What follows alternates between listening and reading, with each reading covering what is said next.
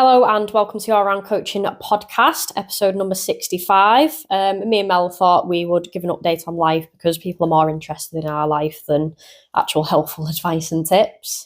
Yeah, I mean, I can't remember the last time we did a proper life update now. Was it after the holiday or was it before? Yeah, it might have been after the holiday. I think the biggest life update everyone enjoyed was the Lesbian outing. I mean, we're talking a fucking ways ago now. I think episode 10? Yeah, episode 10 if anybody wants to re-listen. But no, I think people are obviously naturally interested in more in you and obviously what we're doing. But I mean, for anybody that doesn't follow Clare on Instagram, she is a survivor of gastroenteritis, self-diagnosed, because fuck knows what the doctor told you that you'd got, but you definitely was not well. No, it didn't. It didn't give me an insight into what I had, and obviously I knew what I had because every symptom led to that, and obviously I wasn't keeping any food down, and it lasted for 9 whole days, and obviously still recovering after that. One thing it did make me appreciate, though, was making sure I look after my gut health because I won't take that for granted ever again. She was not in a good way. Like, I thought I had to keep telling the Grim Reaper to just stand back, stand down. She's not ready yet. Don't take her. But it did make me think, like, it makes you appreciate your health so much more. And when I say to people, like, look after your health or you'll be fucking abruptly reminded, like, to look after it. And I think I was. Like, yes, I train and I'm quite healthy, but obviously there was something in my gut that didn't want to fight any infection, and that it just floored me, took me down. It was really mad. I mean, we've not had a great time of it, to be fair. We've came off the plane and picked up a bout of fucking disgusting cold, and then straight off the back of that, you got gastro. So, but I think it does kind of go to show. I mean, I've known you for over 2 years, and I've obviously been your partner for a year and a bit now. But that's the illest that I've ever seen you. Yeah, because in my whole self-employed life, I've never taken a week off to be ill. Like, yes, I'll take time off for holidays, but normally it'd be like one day if I was ill, and I'd just obviously speak to clients on the other day, but I couldn't even communicate or do anything. I think that was the hardest part, like not being present for people and not having the energy to do anything. And that's why I remind people, like, obviously your nutrition and movement, health, exercise is so important, because I couldn't show up for myself, let alone everyone else. Yeah, I mean, it certainly showed me, like, was it till death do us part, like, what I was getting myself in for. Like, you do not enjoy being ill, do you, love? I don't enjoy being ill, but I think it's the fact that obviously I've got physique goals going into next year, and I was bringing my health markers up to improve that. So having gastro and having every good bacteria and my colon lining and my stomach lining, like, be stripped, like, it set me back. And I know it'll set me back for a good few weeks to actually repair and build myself back up. So it was that, because it has set my goals back, but obviously I'm still going to work on them goals anyway. So it's a humbling experience, and obviously I hope I never get it again. Yeah, it was tight on you because obviously you'd started to, like, kickstart into the next few months, which are obviously what your focus point is. Like, I think you want to, you've obviously had a bit of a year you had your bloods done, didn't you, in August? And privately, because the NHS is shit. You've had those analysed, and I think we found a few underlying kind of issues that may have not been kind of helping you along your fitness journey, haven't we? Yeah, they've not been the most optimal, and obviously this is why, like, when people have the bloods done, I'm not an average person because obviously I eat well, I exercise, so my bloods haven't been done on an average. They've been converted for me and obviously my lifestyle, which obviously I did get my coach to help me on that as well. But it's like, one thing I've recognised is if my body isn't doing something, obviously it's not playing ball, then there may be an underlying issue. It's not to say go and look for an excuse. Like, I was being consistent. I was ticking every box that I normally would, and I still wasn't getting anywhere. So for me, definitely bringing the health side up for them to work on obviously the transformation and the physique goals, which I love doing anyway. Like, I don't like being average, and I like to set that, and I like to look good. It's not to say obviously I'm not happy, which social media fucking tells you not if you want to work on your physique. Yeah, it's interesting. I mean, I'm definitely going to go and have my bloods done, just more from, like, a health perspective as well. But it was interesting to see, because I think a couple of weeks before you'd had yours done, I'd gone to the doctors because I'd had a bout of dizziness over about 3 days essentially. Went and had my bloods done. The results came back. Absolutely, everything's fine. Basically, there's nothing to worry about. And it's like, well, yeah, there's no explanation. No, well, they didn't even share your results with you. It's just, yeah, you're fine, and then off you go. And that was the answer I got when I went with the NHS, that's why I just did it privately. Like, yes, it costs more, but I'd rather have answers and work on something than a blanket response that goes to every single person. It's not that. It's that I'm a big advocate for like sending over the wanky time is money. Like, so yeah, you could have sat on that, but then you could have also wasted months like trying to still get to where you were, and not really getting anywhere. And you've wasted 2 or 3 months not really knowing why it's not working still. So Yeah, and one thing I would say, and so many people do it, don't pinch pennies on your health. I'm not saying spend millions, obviously, but invest in your health. And that's why when people come to me, I am an investment in your health, your well-being, and your life. And it's the same when you pay for bloods. Anything you do with your health is going to be an investment. Like, sometimes it isn't going to be instant gratification where you can physically see something, but over time I can guarantee you'll feel it, and in years to come you'll have that reward from your investment. So stop thinking that, oh, I can't afford this, or this isn't worth it, because it is. It just depends how much you value your health. Or when obviously you're a fucking old biddy and immobile, you're probably going to think, oh, I should have looked after myself. yeah, definitely. I mean, we certainly found some things that were more interesting, and probably underlined or figured out why some things weren't working. But I think we're in a good place now, aren't we? That from your side of things. We've actually got a nice date night booked tonight to go on to more of the life stuff. We've got Jimmy Carr, so we're gonna have some food before that. Yes, you can still live life and make good choices. Yeah, I mean, I love comedy. Like, I would happily go and see a comic every other week. Never been to see Jimmy Carr before. I know we've also got Catherine Ryan booked for the new year, haven't we? They'll be my first comedians that I've ever watched. I've led a very sheltered life. What made you pick Jimmy Carr? I just think he's funny. Like, it's dark humour in it, and it's close to the edge, and I like that. I'm going to be sat next to you while you're giggling your tits off. I don't know if I'll laugh out loud. It depends, or I don't know. I don't know if I laugh out loud though, do I? Unless if someone hurts themselves, I'm all over that. But I don't know if I laugh out loud or if it's just like that. I think you will. That little laugh through your nose where you exhale a little bit heavier. No, I think you'll be giving Jimmy Carr a run for his money. No, I have not got a laugh like that. People like my laugh though. They say it's infectious. I got clients with this laugh. Yeah, I love your laugh. What else have we got? We booked Barcelona for New Year. It's for New Year, but obviously your birthday's on the 31st, so it is for your birthday. So what I have done is combine her present with a birthday present. Do you mean my Christmas present? Oh, yeah. Your Christmas present with your birthday present.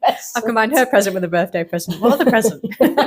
That's all she's getting. That's a lot. And obviously she gets me as well. Yeah, okay. I mean, I love Barcelona, so I'm happy. And I also get to kind of show you the city, see the sights, and we also get to go and do some cool stuff. So we're there for 4 nights. Yeah, we're there for 4 nights. And do you know what's nice? It's nice to experience something with someone. Yeah. And just like, we've had like 1 long holiday this year and like 3 little trips. And it's been nice to actually experience that and live life. Like, I think a lot of people fall into the trap of having things, but I'd rather do things and have memories than hold on to something materialistic that you can't take with you when you're dead anyway. Well, we've had loads of discussions, haven't we? I mean, I moved house quite frequently at one point, and I've been settled here for over 2 years, and we've got the house into a really, really nice place where I think we're both happy with it. But I mean, the temptation sometimes when it feels like it's just ever so slightly too small, you're like, should we just buy a house together? But I think the money that we pay into the house now is absolutely fine. There's only 2 of us. There's only ever going to be 2 of us, potentially a dog. We don't need more space. And in 5 years' time, we're fucking moving abroad into the sun. Yeah. I'd much rather spend that money that I would put into another mortgage, either onto another property or go and see in the world a little bit more with you. So that was the main aim, wasn't it, this year, really, to just see a bit more of the world. So we've done well. We've managed to get to Belgium, Ibiza, Turkey, and Barcelona. So I think that's pretty good. Yeah, it's nice. I think that's a good thing to highlight as well. We actually had a vision board of what we wanted to do, and we've achieved that because we had a vision and we set the goals to do it. So if you blink at things and you just blindly like, oh, I might do this, you'll probably never do it. So set some goals, set a vision, and what I believe what you put your mind to, you can do. Is it always easy? No, but if you fucking want it, you'll work for it. Like, we probably wouldn't have got the holidays if we weren't grafting away, working on our business. Yeah, I mean, it's been a heavy year. Like, it's been my first year in business, like coming up to 12 months now, and looking the mental, the tax that it has on your mental state is so hard. I'd still recommend it to anybody. It's certainly not boring, I've enjoyed every single minute of it, but it's also been incredibly stressful at the same time. It is, like, you've smashed it, you've done well, and you'll learn from your first year. Like, for your first year, it's probably one of very few first years I've seen that have been so successful, because I know people look at me when I went self-employed, oh, well, you could risk that. You could risk it and jump because you didn't own a house. And I think the fact that you owned a house, you didn't have any clients, and you just jumped anyway. Like, if you think, oh, it's too risky, like, it isn't. Like, you've absolutely smashed it, and because you had to smash it, you had no choice. Like, the fear fucking got you, and you did it. The fear definitely got me. Like, I handed my notice in and absolutely started cacking my pants from then until I started going, and probably still am at some points. But I think it's good though. Like, if you work for yourself, like, you're working on your dream on your terms, and obviously you're in control, so you'll always get a reward of what you're doing. Like, I've mentioned it before, like your investments, like you're investing your time and energy in your business, so it's going to have a bit more passion than investing into someone else's dream that's never going to feel the same. I think one of the things it has taught me is, like, just not necessarily don't just jump into it, because I've always been quite pragmatic. I like to have the facts all laid out, have it analysed, make sure that it's the right decision that I need to make. But I think that I did need that shove from you, like, this time last year, to just go, just do it. That, like, I think if I was to ever go and do something else, like, I do still kind of worry, but I probably wouldn't worry as much.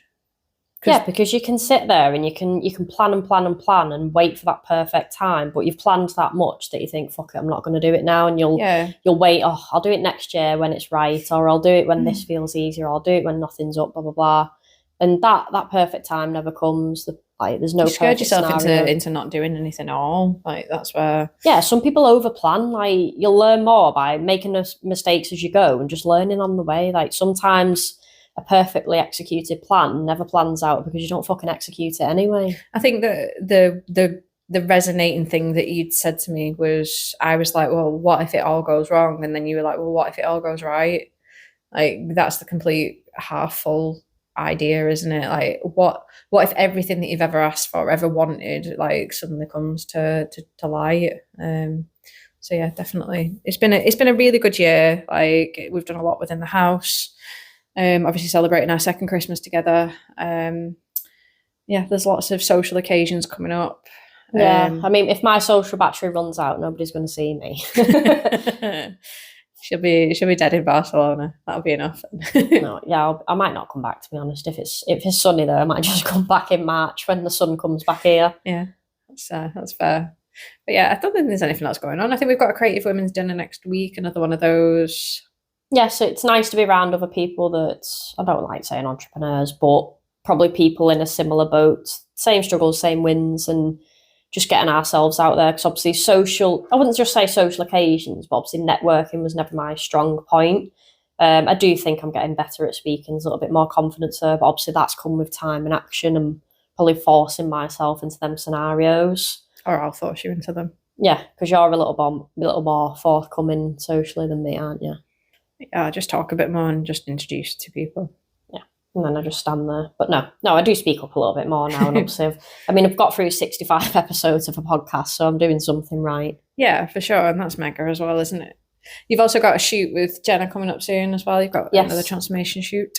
I was going to say first client shoot of the year, but obviously it's at the end of the year with Ben Spriggs. And I think having such an amazing photographer, and obviously the way Jenna looks at the minute, like, I am really excited for this. Yeah, she looks mega. She should be proper proud of herself. Yeah, and she's worked hard. And do you know what? There has been so many obstacles in place for her, and she's still absolutely smashed through it. And she hasn't thought, fuck it, I'm going to give up because it hasn't been perfect. Like, there is no perfect, and she's persevered with it despite things getting in the way and not being the most ideal or perfect time. Yeah, and I think that just shows the accountability is so important, as well as having that goal focus in mind. So yeah, I mean, we normally do like a Christmas roundup anyway, but I think it's been a while since we've jumped on. I don't think there's any other big life things that have happened. We've just been fucking cracking on and working like absolute dogs. No, I don't think anything else actually happened.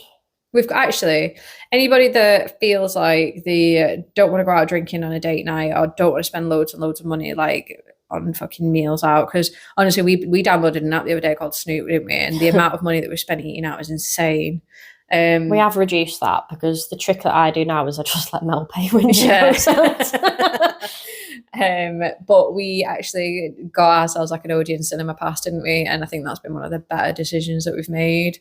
Yeah, especially for people that work at home, get yourself out, whether it's going to the cinema or go to a coffee shop and work, like remove yourself from your home environment just to break up your day a little bit. And obviously you feel more productive and better from it. And yes, we've got a telly at home with fucking Netflix subscriptions, etc. But it's nice to get out for a cinema because it feels like a little date night, little occasion. Obviously, we get some time together as well. Yeah, and I think it's £17 a month, which Yeah, is like nothing really. It's cheaper than a couple of bottles of wine that you'd smash in on a weekend. Yeah, so. I do enjoy drinking wine. No, I don't. We've said this. I've never been a big drinker anyway, but I'm enjoying it less and less. And I want to be more focused on my business. So I think into next year, myself and Mel maybe probably going into sobriety. We sound like alcoholics, even though we're not.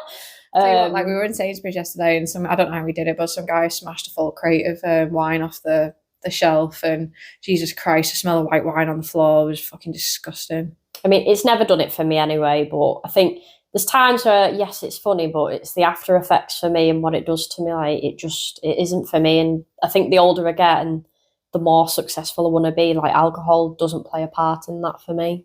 I mean, I can't talk. I've got a bottomless brunch tomorrow, so we'll see. I've got a champagne afternoon tea. But that should be fun, though. Like, King Street Townhouse is really nice. I am looking forward to it. The company's all right as well. Yeah, it's like Laura. But no, we will wrap it up here because we like doing a little bite-sized life update because people care more about what we're doing than the fitness stuff that I've got to offer. So we will leave it there, and we will be back next time with some updates, information, tips, advice, and just lols for you. Yeah, see you later. Bye.